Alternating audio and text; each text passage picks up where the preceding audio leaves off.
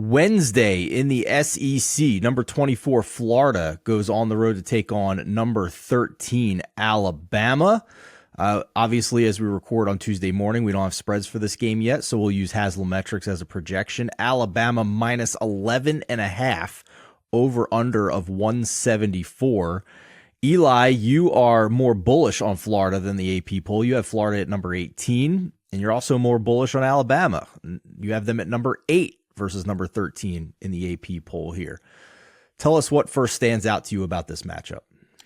I think both teams, and this may surprise the average viewer or listener to Outside Shots, and maybe some of our viewers and listeners will want to take Florida, just because, to me, both teams are at the peak of their market rating. Alabama winning 6 of their last 8, covering all 6. Florida has won 7 of its last 8, and 6 of those covering against the spread in regards to Florida batters cashing in their tickets. So I even with this number potentially hitting double digits or maybe closing around 9.5, I still think it's going to be priced correctly. And the issue for me is Florida's guards defensively being able to stop dribble penetration, especially with one of the best guards in the country, mid-major transfer going back to a couple years ago in Mark Sears. Florida ranks in the 14th percentile of transition points allowed per game in conference play. I'm not talking about a non-conference, even though if you look in a one-game sample, going back to before SEC play, they struggled in this metric against Baylor, which has an elite transition offense. And it's exactly where Alabama thrives.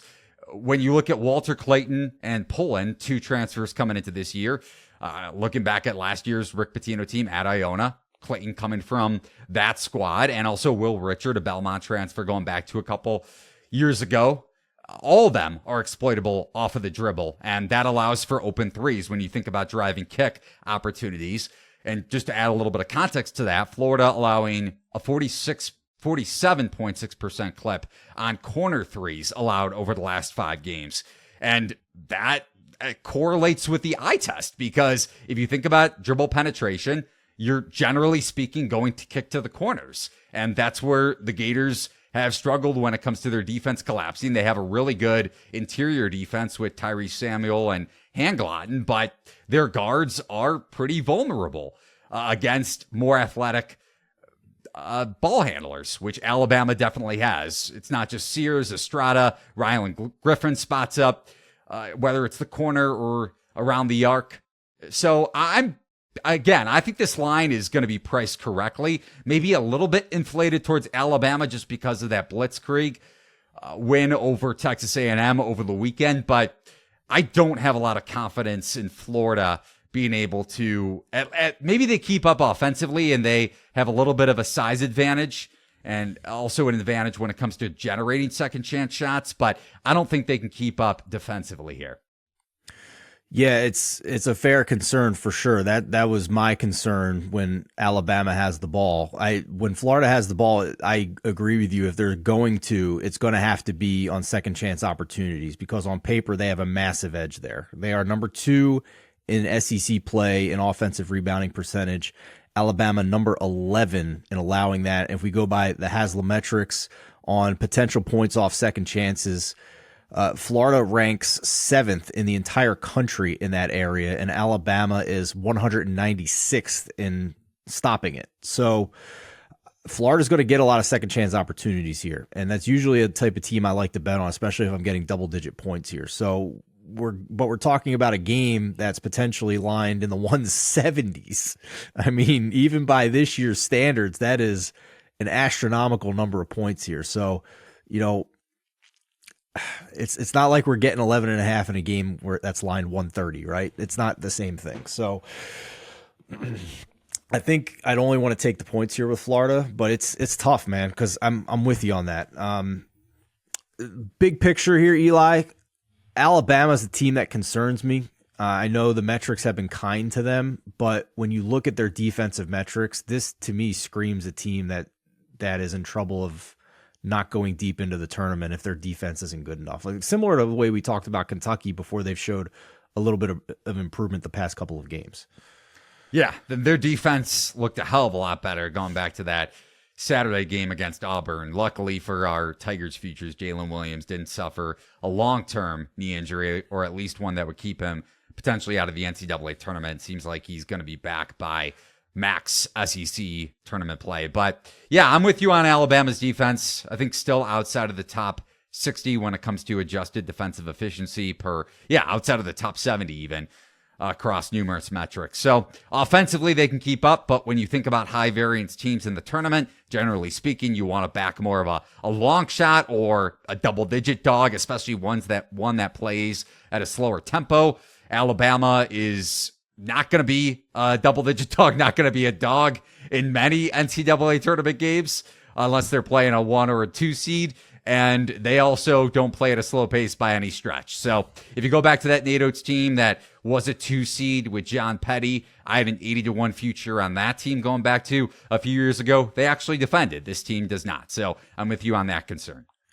I'm going to ask you one more question about the SEC, and it's regular season title futures. Right now, Alabama is minus 140 at BetMGM to win the SEC regular season. Now, if we look at the current standings, it makes sense. They're 10-2. Tennessee is 9-3. Auburn is 9-4. And Alabama is projected to win the rest of their regular season games. However, 3 of them are on the road.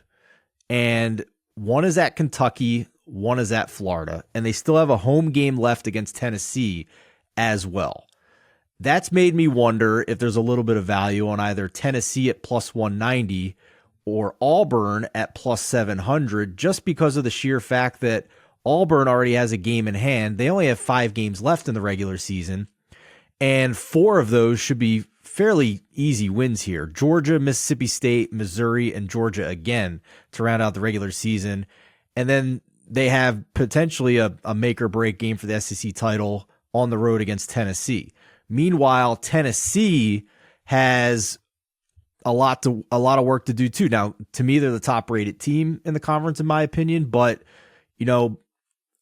at Missouri should be fine. No big deal. They're probably going to be a double digit favorite at home against Texas A&M. They get that home game against Auburn. They still have the road game against Alabama. And then to finish the regular season off, South Carolina and Kentucky. That's not an easy final 5 games for Tennessee. So it makes me wonder if maybe Auburn at 7-1 here, if you're just basically betting them to beat Tennessee for the SEC title. I wouldn't bet Auburn just because of the injury that I mentioned, Jalen Williams. And I don't really care about it unless you're investing in SEC regular season futures. Then you will have a literal investment in the Auburn Tigers when it comes to their regular season performance. If Auburn struggles down the stretch and gets Jalen Williams back, whether it's for that Missouri or Georgia game, I doubt they would play him in one of those games.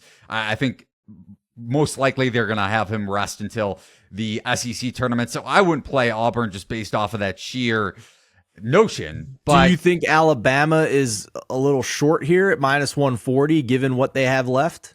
No, because I think the Florida game on the road is a potential upset waiting to happen. Assuming they beat Florida tomorrow night. We're recording this on Tuesday. I like the home spot against Tennessee just because Tennessee's guards defensively with Connect and Gainey, even though they've played well on that end of the floor of late. When you go back to the Arkansas and Vanderbilt games, those are against, need I say, Arkansas and Vanderbilt. So you can't really take too much out of that. Kentucky would be the one team that I would consider taking a shot on just because I was curious just watching that game against Auburn, whether the Tigers, before the Jalen Williams injury, whether Bruce Pearl's team was kind of shocked at the energy level that we saw from Kentucky from the get-go, especially at the defensive end of the floor. I'm still relatively high on Auburn.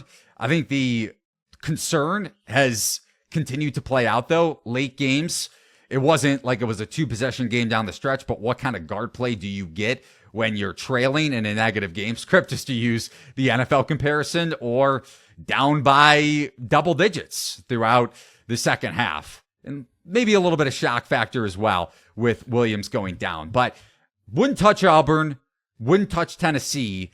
Consider a long shot at Kentucky, but I'm not playing it.